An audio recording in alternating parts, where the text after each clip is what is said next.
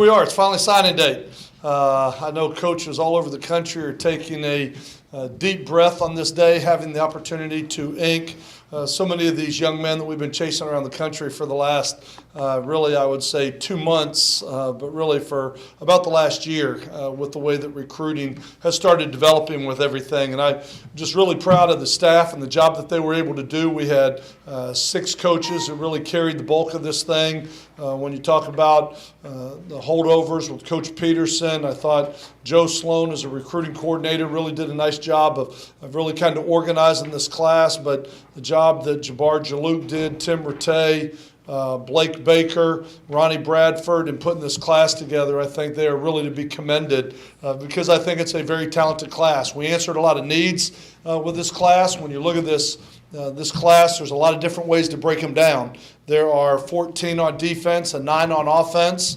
When you look at them geographically, there are 11 from the state of Louisiana, 3 from Arkansas, 5 from Texas, 3 from Mississippi, and 1 from the state of Florida. When you break it down geographically, when you break it down, I believe you have 7 of them that played for or won a state championship. And when you look at 7 out of 23 is a pretty impressive number.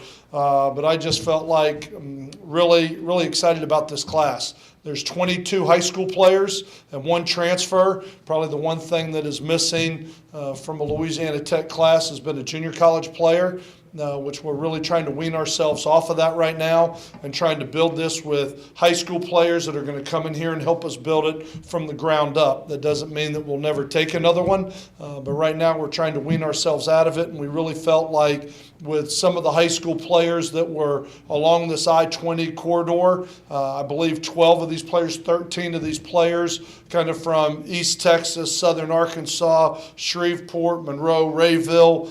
You start to look at it, I think 12 of them are from the I-20 corridor. We just felt like there was enough really good players, high school players that were interested, that we had the opportunity to build it with. When looking at it, I feel like we answered, because one of the questions, what needs were you looking for? Obviously, it starts on defense, signing 14 over there, a very balanced class. We signed 3 linebackers. I really like the 3 linebackers, every one of them. They're extremely smart from a GPA standpoint. When you look at them, they've got range, they can run, they'll hit, they're athletic. But I really like this group of linebackers coming in. I think when I first look at it, Brandon Derman, who is a young man that will enroll early, that has a chance to enroll in March, definitely has a chance to come in and make an impact. But I think the other 2, and Dante Williams and Colin Scott, are very talented players, and really 3 very solid linebackers coming in.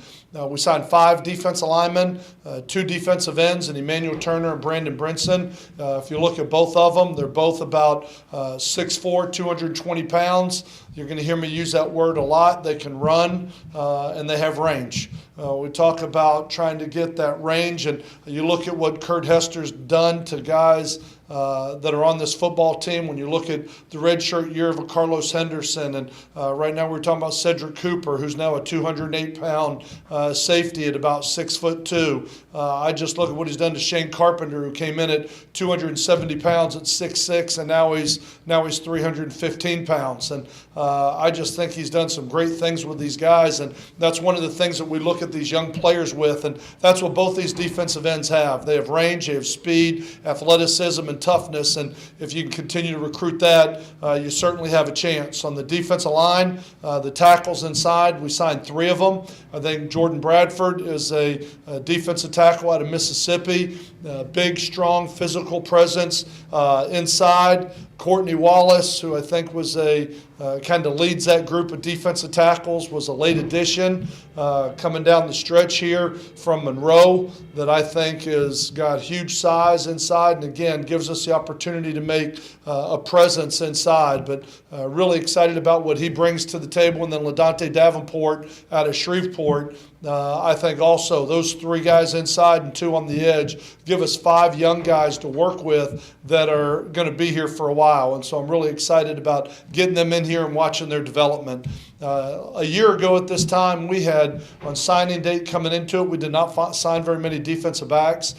We had lost 3 defensive backs the last 3 days before signing date. We lost 3 defensive backs and really kind of got rated at that position. So this year we really tried to make up for it, signing 6 in the secondary, 6 players in the defensive secondary that I think really has a chance to be a special group. And when you look at the addition the last couple years of guys like Xavier Woods, Cedric Cooper, you look at what Kentrell Bryce is doing, what Levander Liggins has done, Darius Barnes. I mean, you got some Bryson Abraham. You've got some guys that have played a lot of football, but the depth was really important for this class. When I started at the corner, Ephraim Kitchen, I think, is probably the most polished. Really excited to get him in here to see what he can do. And I also think, Trey Spencer and Aaron Roberson from Shreveport, again, I think Aaron may be one of the more talented players in this class that would have an opportunity to play either way, although we're going to start him at corner. And at the safety position, it starts with James Jackson from Haynesville, right up the road, 190 pounds. He's a 6-foot safety, but yet he plays center on his basketball team because of his athleticism, his jumping ability, some of the things that he can do, because I think he's really going to develop into one of the better safeties in this league before he leaves here. Really like what he brings to the table. And then Theron Williams, a young man from New Orleans that I think brings, again, a toughness, kind of a linebacker mentality, the safety position, and then also Johnny Shaw, Johnny Shaw was a young man that committed to Texas early in this process, decommitted there, and then ended up coming here. And again, I just think the world of him and what he can be and what he can develop into as a safety. So overall, when you look at the defensive side of the ball, it's a very balanced class, 6 in the secondary, 3 linebackers, and then 5 up front on the defensive line. When you go to the offensive side of the ball, I'm really excited about the 3 high school offensive linemen. A year ago we signed Shane Carpenter, and you look at him as a red shirt and a guy that has a chance to step in and compete for starting time right now. I think when you look at O'Shea Dugas, when you look at Dante Lovett, who I think has got huge size with where he is, and Ephraim, I think all 3 of them are very talented. They all have range. They all have size. Took a picture of the 3 of them when they were here. They're all about 6'4" to 6'6". They're all about 280 to 300 pounds. I think all 3 of them really have a chance to be really good players here. It'd be exciting to see their development. You never know until an offensive lineman gets here. You don't want to count on them to come in and play as a freshman, but I think they all 3 are going to be really standout players here, and it'll be nice to see young guys like that are going to be in the program for a long period of time. At the running back position, we signed a running back out of Southern Arkansas, Jaquise Dancy, who I think is a steal. I think he is really a special player, a great combination of size, athleticism, and speed. When you look at his highlight film and what he does, and the number of yards that he rushed for, and hardly played in the second half this year, I just think a very talented player and a great get for us here at Louisiana Tech. Even though when you look at the depth of our tailback position, having guys like Jared Kraft coming in from Houghton a year ago and playing, and having the Kenneth Dixon and the Blake Martins and the Seats and some of the guys that we have there right now, we've got a little depth there, but he's definitely a guy that I think has a chance to be a big play threat for us in the future. We signed 3 wide receivers. I like all 3 of them. They're all 3 different in their own ways. Again, talking about Jared Kraft coming in from Houghton and some of the Houghton players that have come in here and had great success. I think it starts with Javante Woodard, very talented, a lot of speed. You look at him and you look at Rasheed Bonnet. Both those 2 guys, I think, bring speed and athleticism to the position. Jamarian Johnson, who is a 6'4", 220-pound athlete, right now is going to start at wide receiver. If he gets bigger, he could always move inside, but I think kind of gives you some mismatch issues. Now, we do return a pretty good nucleus of receivers coming back. When you look at Paul Turner, Trent Taylor, Carlos Henderson, some of those guys have played a lot for us, a couple of the freshmen, and Marlon Watts and Marcus Gaines.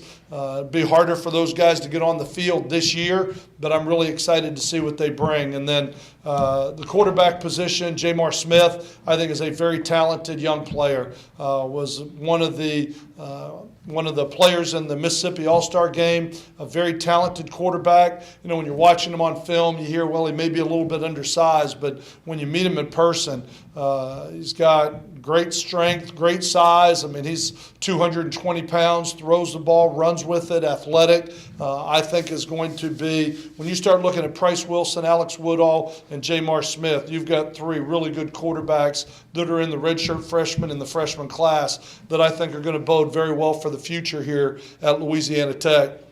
And then the one transfer is Jeff Driscoll. Jeff Driscoll, I think, has a chance to come in here and really be a special player. We came into this season and we said we have one upperclassman in Ryan Higgins, who I think has made some great strides in the last year. Excited to watch him continue to grow as a player. But when you look at Ohio State, they played three quarterbacks this year. And we're going to have a junior, two redshirt freshmen, and a freshman, and that's why we were interested in bringing another transfer in here to give us an opportunity to play with some upperclassmen at that position while some of the young guys continue to get their feet underneath them. Jeff brings a combination, again, of speed and athleticism. He throws the ball very well. He'll be here in March, and I'm looking forward to him getting here in March and seeing what he has the ability to do. I know he was a very highly recruited young man, but I have just really been impressed just with his presence, his class, the way he's carried himself. I've just really been impressed with him as a young man with everything that he's been through. I'm looking forward to getting him here and getting on the field with him. So right now, I mean, with recruiting, kind of signing day here, signing 23, we do have 25 available. Just like last year, we save a couple spots because there's always some transfers that show up. Last year, I believe it was during spring ball that we pretty much nailed down Cody Sokol and Houston Bates, which turned out to be two pretty impactful players for us last year and gave us the ability to have some success. So we will continue to have our eyes open for that, for some of those guys that have an opportunity to be late additions to this football team. But really excited about the high school players, the class that's been put together, and having recruiting kind of in the books that we know these guys are here, that they'll be reporting this summer, with two of them being here in March, and watching these guys grow as a class. And Kurt Hester right now has been working with his football team. I think he's doing an unbelievable job. You're looking at some of these upperclassmen that are really changing their bodies right now, that are really excited. There were 7 freshmen that played a year ago. When you start looking at the Jared Crafts and the Roland Dunns and Cedric Coopers and Russell Ferrises, as you go down the line, Marcus Gaines, Marlon Watts, there were 7 freshmen that played that I think watching these guys develop and watching these guys continue to grow, it's neat to see what they're doing to their body. We start our winter workouts on Monday, where the coaches will have the opportunity to be on the field with our football team. We begin spring practice on March 13th, and that will culminate with the spring game on April 18th. And so that's kind of what we have going for the spring, and just really excited about signing date and getting these guys in the boat. Are there any questions that I can answer for anybody? I remember talking to you at your first signing class, and then again last year, and you kept mentioning the I-20 corridor. Well, I guess you wasn't kidding. 10 guys from southern Arkansas and then from North Louisiana in this class. Just kind of talk about keeping the guys, kind of building a fence around your area. Well, and this is where it starts. We talked about how important the state of Louisiana was to us. And, every year, you're not going to sign 12 every year, but when you have a year like this and you've got this many talented players along this corridor, this is where it starts. We've always talked about if you gave somebody here at Louisiana Tech a globe, they spin it to find the United States. You give them a map of the United States, they look for Louisiana. You give them a map of Louisiana, they look for that I-20 corridor right in the middle of the state. This is home.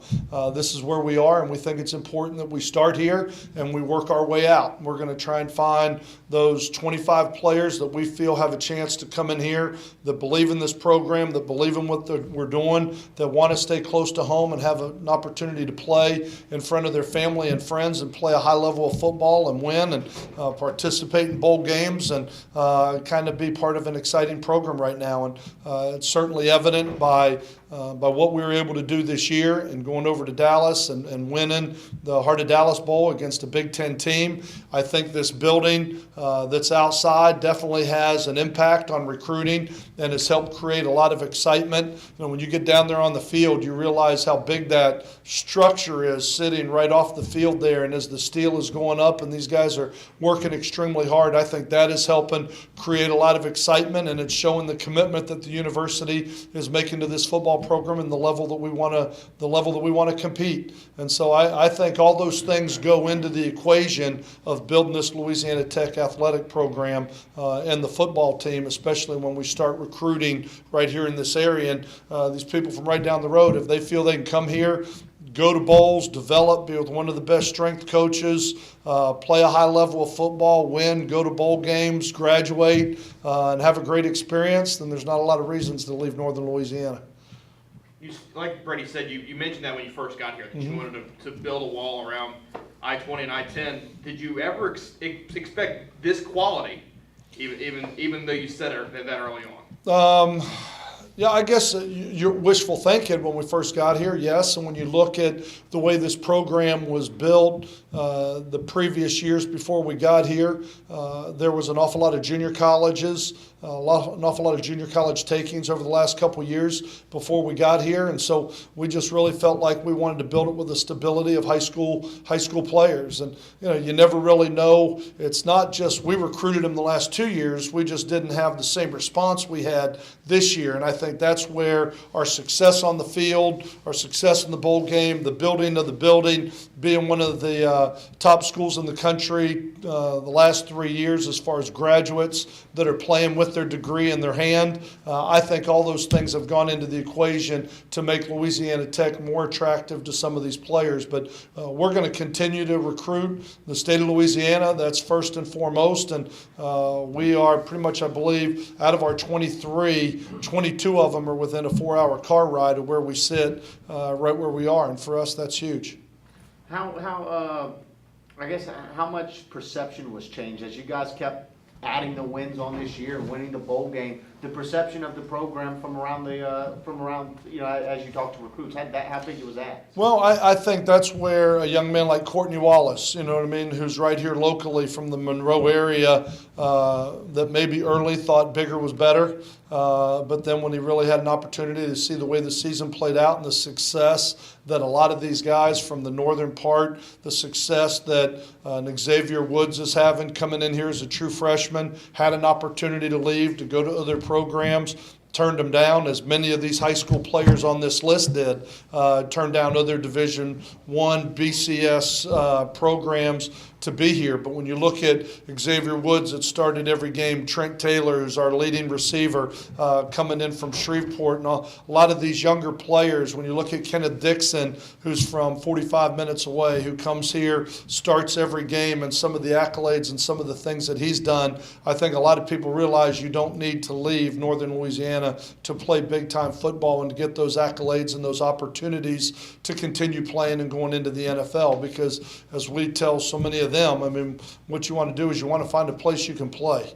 Because, I mean, being in the stadium with a lot of people and being on the sideline is not the objective or the goal. You know what I mean? You want to get on the field and you want to play, and that's a way you have an opportunity to make your mark. And that's what so many of these players have done that have come from the local areas to come to Louisiana Tech the last couple of years. Coach, this recruiting class, y'all built it probably quicker than any class in the history of Louisiana Tech.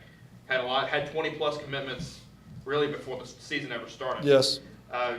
How hard was it to hold on to everybody down the stretch? Well, difficult. I mean, it is, because a lot of them, as I said, a lot of them had opportunities to go to other schools. Many of these young men were visited by schools out of the Big 12, the SEC, and had some opportunities to leave. But so many of them stayed with their commitment, and for that, I look at the character of these young men that said, I made this decision in June, and I'm sticking with it. And then you look at some others that maybe got caught up in the recruiting process and the size of the prize out there and got in with some of that, and some of that is hard to combat and hard to compete. But for those that I've always said in recruiting, I am excited about the ones we get, the ones that come, the ones that have that character to stick by their word and their name and say, this is what I want to do.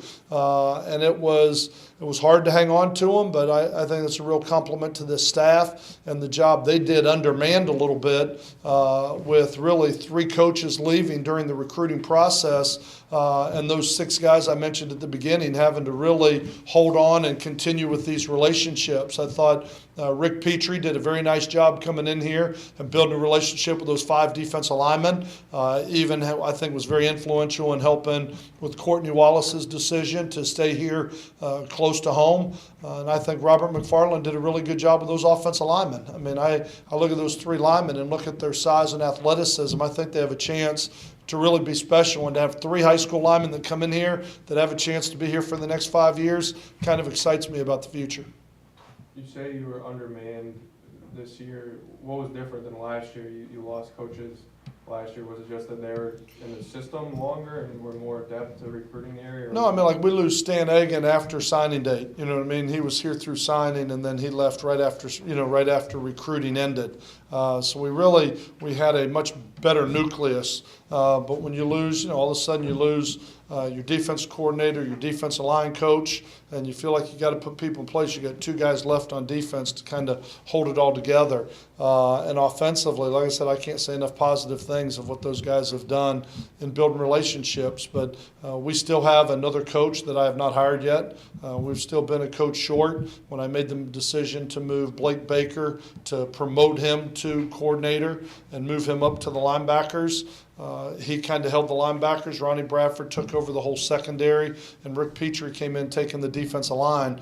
But we still have a safety coach, one to hire in the back end. So we've been doing it a little bit shorthanded, but I felt like our focus needed to be to get in with these young men, to get into their homes, and for me to get around. I believe in the last week of recruiting, I drove 1,980 miles from Sunday to Thursday, participating in 18 home visits. So when you start to look at that, I felt like it was more important that we did that and got in front of these young men than it was that we put another coach in place. And so that's one of the things that we're going to try and work on and see if we can get that done by the end of the week here. Coach, in every stop, have you always done the team recruiting deal? I know that probably helped you this year because of with the departures in your staff. Have you always done that where everybody takes a role with every kid? Well, I think, and you hit it on it earlier, with the number of players that we had commit early, really you were recruiting about 25 players rather than having to recruit 50 to sign your 25. And so with 25 players that were committed so early, we had the opportunity to tag team and go into a home with a coordinator, with a position coach, with a recruiting coach, with a head coach, and really kind of put an emphasis on how important this young man was in our process. So I think a lot of those young men committing earlier, which is kind of the wave that's starting to happen. You're seeing a lot more people do that and kind of getting a jump on 2016 early.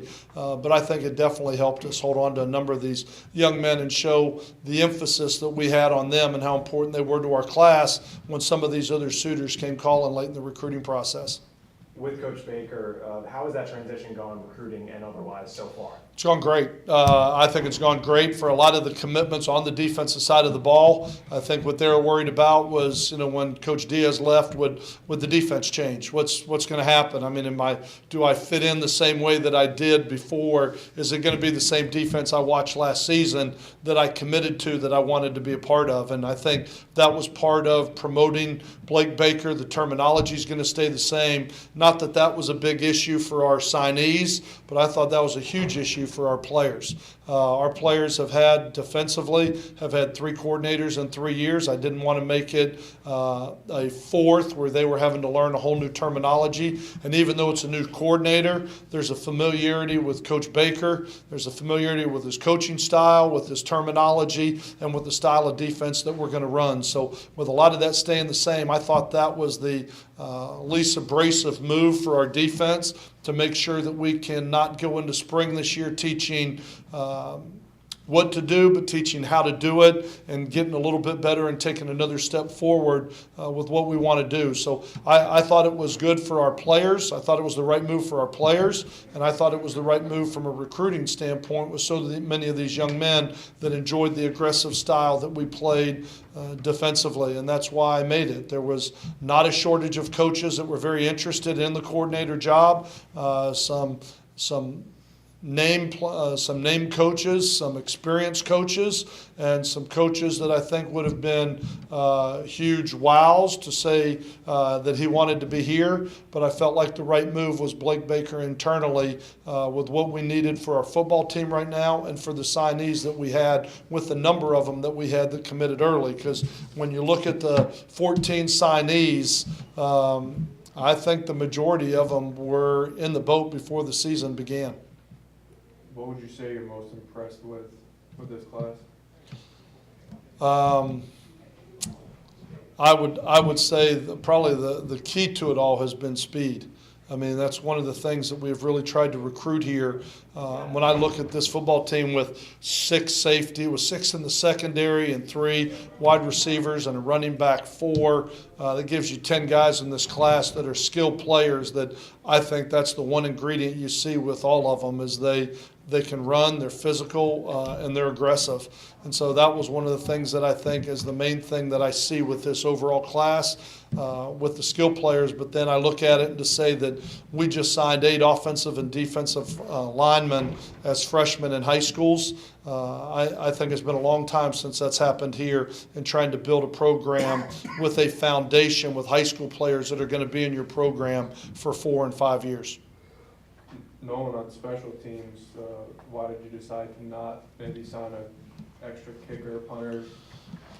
Because, I mean, when you look at our statistics, it certainly wasn't that we couldn't use one, because we could, because we were 120th out of 128 teams in the country in punting average.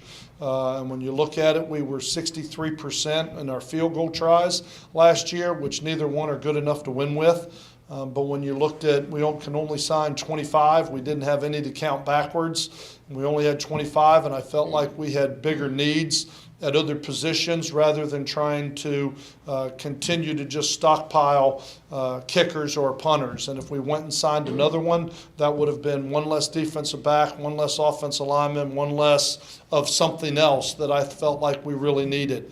I am hopeful that the kickers and punters that we have on scholarship here right now will continue to improve and get better and can play a stronger role for us as we move forward into this year. And then you're always looking for a walk-on that's looking for an opportunity to come out and beat somebody out and earn a scholarship. With special teams, I know this is from a few years back, but having a Tech alum be in the Super Bowl, was that and a couple guys in the Super Bowl, was that something that you were able to use in your recruiting pitch at all? I hope it motivates our present punters and kickers to kick and punt the ball better. But certainly the success of many of these players that have had in the NFL speaks volumes. I think it would be very difficult to say that Justin Ellis's success didn't affect Courtney Wallace down the road, coming from the same high school, that his success to go be on the all-rookie team as a rookie in the NFL after playing here at Louisiana Tech, or the success of IK and Apolli, or many of the different players that we have in the NFL, I certainly think that helps build the image of what we're doing here and how we're building it here at Louisiana Tech.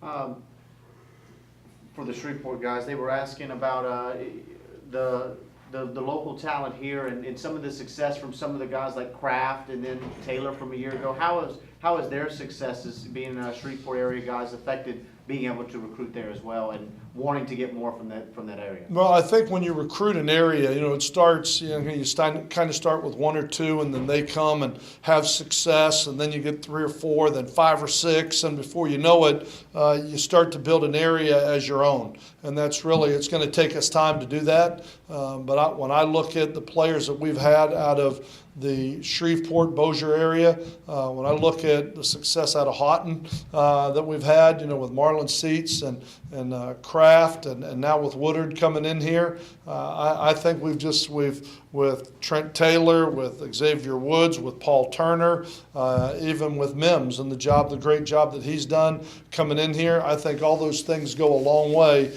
in helping us build it. And hopefully as we look at this big class of signings, when these guys come in and have some success, it's only going to make it that much easier for so much of this local talent to say, you know what, I don't care who else calls me, Louisiana Tech's an option because it's 30 minutes down the road, an hour down the road.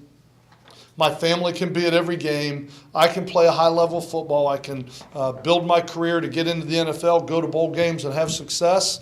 And if you can do that, because I don't think it's just about us recruiting that area, it's about that area feeling like Louisiana Tech is a valid option for them, regardless of who offers them. And when you look at some of the schools that a lot of these people have turned down, that is becoming more and more of a reality.